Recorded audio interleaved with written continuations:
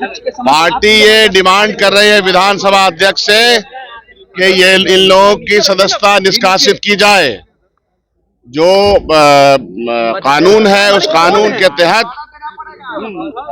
इनको पार्टी से इनको निष्कासित किया जाए सदन से, क्योंकि उन्होंने उल्लंघन किया है उस कानून का। ये गलत राजनीति की परंपरा शुरुआत हुई है बिहार में, जबकि बिहार में इस तरह की बातें नहीं हुआ करती थी।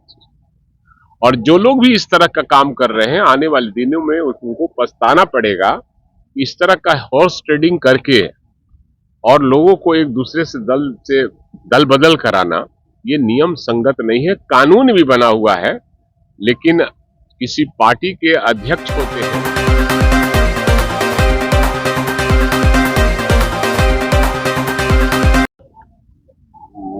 जांच एजेंसियां रीड की है, मानते हैं कि लालू प्रसाद यादव की मां के नाम से वो है, क्या ये भी जानबूझ के टारगेट किया जा रहा है?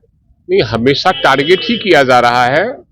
आदरणीय लालू प्रसाद यादव और उनके परिवार को हमेशा टारगेट किया जा रहा है। देश और दुनिया जानती है कि बीजेपी की राजनीति केवल उनके इर्द गिर्द ही घूम रही है और लालू यादव को तंग तबाह करने की ये सब राजनीति चल रही है। आपकी पार्टी आपकी फिल्में को तोड़ने की करीब 4 विधायकों को अब तक तोड़ लिया गया है। मैं देख रहा हूं, मैं तो कल सेकंड हाफ में निकल गया था। जानकारी मिली है और आप लोगों के माध्यम से ही हमें जानकारी मिली है, बाद में फोन आया कहीं से। तो ये गलत राजनीति की परंपरा शुरुआत हुई है बिहार में, जबकि बिहार में इस तरह की बातें नहीं हुआ करती थी। और जो लोग भी इस तरह का काम कर रहे हैं, आने वाले दिनों में उनको पछताना पड़ेगा।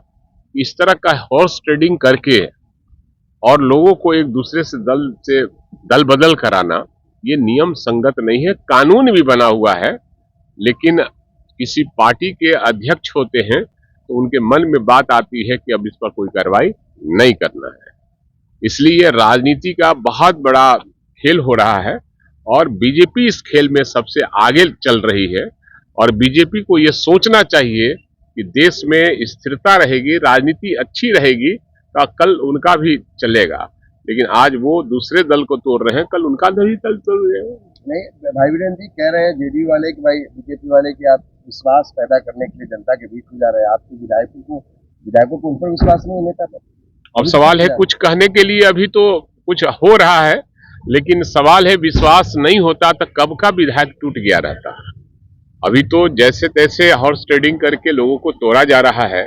और जो लोग देख रहे हैं कि आगे हमको टिकट भी मिलेगा तो नहीं जीत पाएंगे, वही लोग अपना कुछ हॉर्स ट्रेडिंग में अपना क्या क्या होता है आप जानते ही हैं। लेकिन अगर मान लीजिए आपके विधायक टूट रहे तो क्या उन पर भी कार्रवाई होनी चाहिए जो लोग इस तरीके से कर रहे हैं? अब पार्टी इस पर निर्णय करेगी। इस पर पार्टी पर हमको दबाव नहीं बनाना है। पार्टी अपने कार्रवाई करने के लिए क्या करेगी पार्टी जानती है। नीतीश कैबिनेट का कल एक बड़ा फैसला आया किया है, जनता उसको इस बार उसके साथ विश्वासघात करेगी और जनता उसको सदन में नहीं आने देगी। ये तो आप जानते हैं कि जहाँ कहीं के भी लोग हमारे दल के लोग गए हैं वो फिर लौटने वाले नहीं हैं, और जो कांग्रेस के भी लोग गए हैं फिर वो भी वापस नहीं आने वाले हैं।